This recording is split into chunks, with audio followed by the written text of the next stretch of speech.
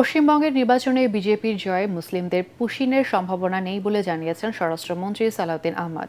ওসমানী স্মৃতি মিলনায়তনে ডিসি সম্মেলনে মতবিনিময় শেষে তিনি বলেন, সীমান্তে বিজিবিকে সতর্ক থাকতে বলা হয়েছে। মন্ত্রী জানিয়েছেন, অন্তর্বর্তী সরকারের সময় এবং 2009 সালের 6 জানুয়ারির আগে লাইসেন্সকৃত অস্ত্র ফেরত দেওয়ার জন্য জেলা প্রশাসকদের নির্দেশ দেওয়া হয়েছে। তিনি বলেন, আওয়ামী লীগের সময় রাজনৈতিক বিবেচনায় দেয়া অস্ত্রের লাইসেন্স যাচাই বাছাইয়ের নির্দেশ দেওয়া হয়েছে। তাছাড়া রাজনৈতিক কারণে দলীয় নেতাকর্মীদের বিরুদ্ধে যেসব হত্যা, অস্ত্র ও মাদকের হয়রানিমূলক মামলা হয়েছে সেই সব যাচাই বাছাইয়ে জেলার পর্যায়ে কমিটি করা হয়েছে। অনলাইন জুয়াসহ প্রযুক্তি ব্যবহার করে অপরাধ দমনে নতুন আইন প্রণয়ন করার কথাও জানান সালাউদ্দিন আহমদ।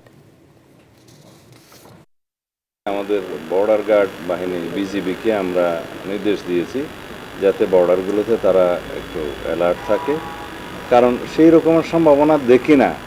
যদি হয় যাতে অ্যাড্রেস করতে পারে, সেই জন্য আমরা আগে থেকে সতর্কতা অবলম্বন করেছি। তবে আমার মনে হয় সেরকম কোনো ঘটনা ঘটবে না।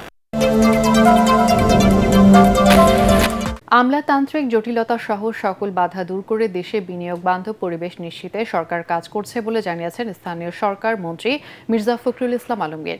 রাজধানীর একটি হোটেলে institute of strategy and tactics রিসার্চের সেমিনারে তিনি বলেন, দেশে স্থিতিশীলতা বজায় থাকলে কাঙ্ক্ষিত উন্নয়ন সম্ভব। সেমিনারে সরকারের মন্ত্রী, বিশেষজ্ঞ, বাংলাদেশের উন্নয়ন সহযোগী বিভিন্ন সংস্থার প্রতিনিধিরা অংশ নিচ্ছেন। সেখানে এক ব্রিফিংয়ে এলজিআরডি মন্ত্রী বলেন, জ্বালানি সংকট সরকারের সামনে অন্যতম বড় চ্যালেঞ্জ হয়ে দেখা দিয়েছে। এর সমাধানে সোলার এনার্জি, নবায়নযোগ্য জ্বালানির উপর সরকার গুরুত্ব দিচ্ছে বলে জানান মির্জা ফখরুল। পরে ব্রিফিংয়ে অংশ নিয়ে প্রধানমন্ত্রীর উপদেষ্টা মাহাদি আমিন বলেন, প্রধানমন্ত্রী তারেক রহমান জনগণের কল্যাণ এবং দেশের স্বার্থকে সর্বোচ্চ প্রাধান্য দিয়ে দেশকে এগিয়ে নিতে কাজ করছেন। স্বল্পোন্নত দেশ হিসেবে আন্তর্জাতিক বাজারে বাংলাদেশ বর্তমানে যে বিশেষ বাণিজ্যিক সুবিধা পাচ্ছে, সামনে সেই সব আর থাকবে না বলে জানিয়েছেন বাণিজ্য মন্ত্রী খন্দকার আব্দুল মুকতাদির। স্বল্পোন্নত দেশ থেকে উত্তরণের ফলে সহজ ঋণ সুবিধাও থাকবে না বলে জানান তিনি। রাজধানীতে সার্কুলার ইকোনমির প্রসার এবং টেকসই শিল্পায়ন নিশ্চিতের লক্ষ্যে বাণিজ্য মন্ত্রণালয় এবং বিজিএমই এর যৌথ সেমিনারে তিনি একথা বলেন। তিনি জানান, বাংলাদেশকে বিনিয়োগের জন্য আরও আকর্ষণীয় করে তুলতে সরবরাহ খরচ কমিয়ে এনে বিনিয়োগের পরিবেশ আরও সহজ করতে পুরো প্রক্রিয়াটিকে আমলাতান্ত্রিক জটিলতা মুক্ত করা হচ্ছে।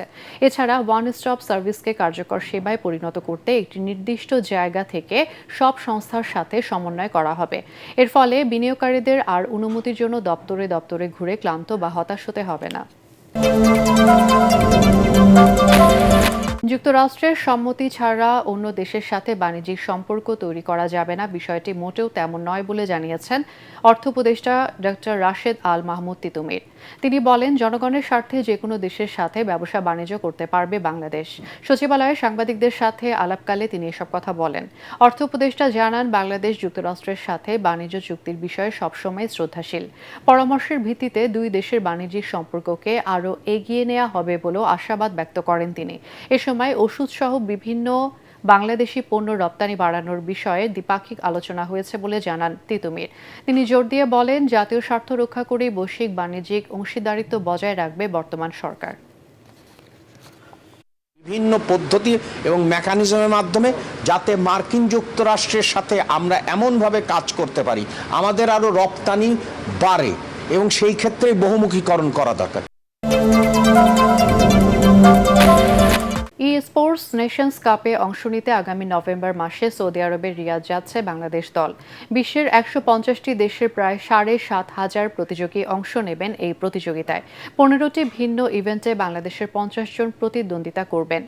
স্পোর্টস নেশনস কাপে বাংলাদেশ দলের প্রস্তুতি এবং সম্ভাবনার কথা জানাতে রাজধানীতে সংবাদ সম্মেলনের আয়োজন করে team partner Bangladesh youth development and electronic sports association. এ সময় বাইডেসার প্রেসিডেন্ট অবসরপ্রাপ্ত ব্রিগেডিয়ার জেনারেল মনিরুল ইসলাম বলেন, তরুণদের দক্ষতা বিশ্ব দরবারে তুলে ধরার লক্ষ্য তাদের।